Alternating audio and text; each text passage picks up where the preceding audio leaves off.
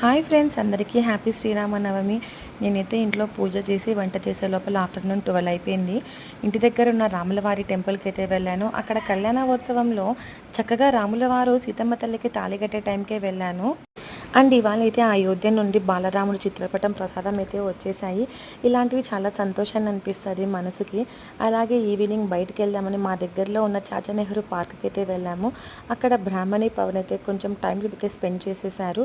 అక్కడే ఉన్న బిగ్నర్ వాళ్ళకైతే వెళ్ళాము. హస్బెండ్ దోశ ఆర్డర్ చేశారు. నేనైతే దోశ పూర్తిగా అయితే కంప్లీట్ చేశాను. ఇంకా టేస్ట్ విషయానికి వస్తే నార్మల్గానే అనిపించింది. నాకైతే అంత హైలైట్గా ఏం అనిపించలేదు. ఇంకా బయట ఉన్న ఆ వాటర్ ఫౌంటైన్ దగ్గర బ్రాహ్మణి చాలాసేపు ఆడుకుందండి. అసలు దాన్ని వదిలేసి ఇంటికైతే రావట్లేదు.